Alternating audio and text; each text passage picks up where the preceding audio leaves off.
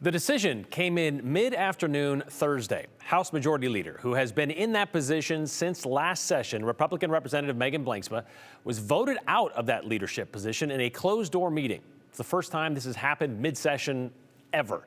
We learned today Representative Jason Monks was voted in as her replacement. Okay, so the question is, which we had last week and we hope to get answered today, what led to Blanksma losing the trust of her caucus or the leadership position?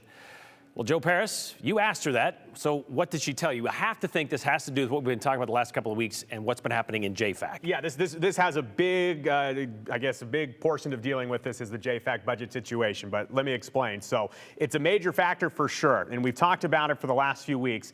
Again, there are members of the Idaho legislature that do not like or do not trust the new process of budgeting at the State House, and the new process involves the budgeting committee, jfac, passing what's called maintenance budgets that are essentially meant to be base needs for an agency, and then the process would continue later on in the session with lawmakers circling back to take up supplemental requests, line items, and replacements to really supplement that budget.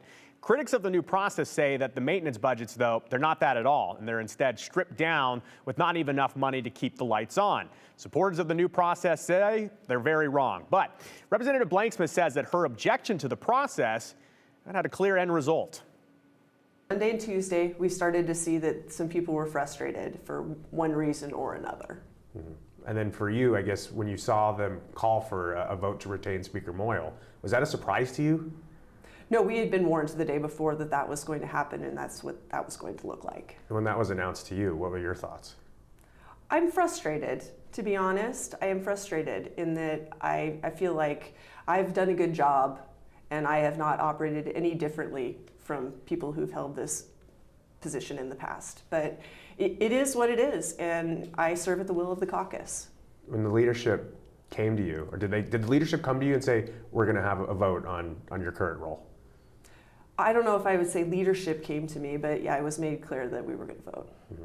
And when you were in that vote, I guess people don't know, I guess, what happens at these private caucus meetings. As much as you are comfortable telling us, is there debate in these? Is there argument, or is it sit down and let's vote and decide our leadership team? We had some different paths forward. Ultimately, the vote of confidence in the leadership team was taken, and I lost the confidence of my colleagues, and that's frustrating to do. But it's all done by secret ballot and counted by a couple of individuals, and it doesn't look like the process that you would think of for voting. It is very private. So there was never like a tally on the chalkboard say, here's our final count? No, there's not. It was the opposite of what you saw for the speaker's race, right? When you got the results, I guess, what came to mind in terms of what happened here? Or was it pretty obvious to you what had happened? I feel like I understand what happened. I'm really trying to be careful because I don't want to impugn any of my colleagues or their motives. But it is what it is, and so you just kind of embrace the change and go with it. Do you think it's as simple as just disagreements on how to do something?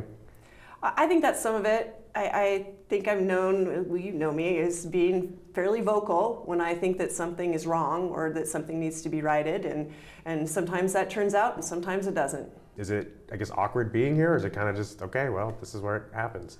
Well, I've had some people say that they're surprised I came in or surprised I ran a bill. This is the job. I'm here to do a job for people in District 8, and I will continue to support my constituents. And the day that I can't do that is the day that I should hang it up. And so that's what I continue to do. And even though it was the budgets this time, I did not feel that what was being done in those omnibus budgets was good for my district or for the state of Idaho, and I stand by that. Do you think this was good, bad, or neutral for Idaho politics, the way everything played out? I don't know that it said good things about Idaho politics.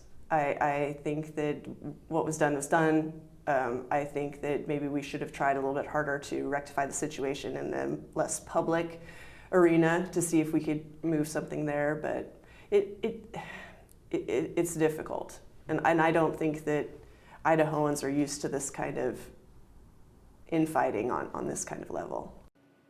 Which is an interesting comment from Representative Blanksma, because feedback that I've had from people at the State House, including lawmakers and people that work in that building, is that they felt that the last 2 weeks felt more like Washington, D.C., and they didn't recognize this brand of Idaho politics. Again, though, we're going to follow this very closely. It is a situation that is evolving. I spoke with a member of House Majority Leadership today, Brian, and I asked, do you think that this kind of is the end-all, be-all? Do you think this whole situation is solved? They told me that, for now it appears it is, but they wouldn't be surprised if something maybe bubbles up later in the session.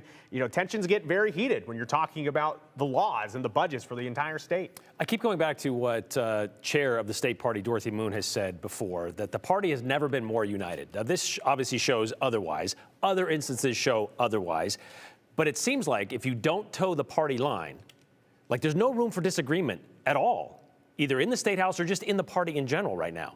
Have we heard anything from Speaker of the House, Mike Moyle? And I know a lot of people are wanting to hear from the Speaker of the House on this. We have reached out via text message and phone call to Speaker Moyle. We have not heard back yet, but I would be interested to have him react to some of the things we heard Representative Blanksma talk about. And when I talked to Idahoans, especially last week with what's going on with the budget, they reached out to us saying, we want lawmakers to get back to business. We're tired of seeing what they called high school drama. I'd be interested to hear what the leadership of the State House thinks of that feedback from Idahoans. So would a lot of other people. We'll see if that comes through. All right, thanks, Joe.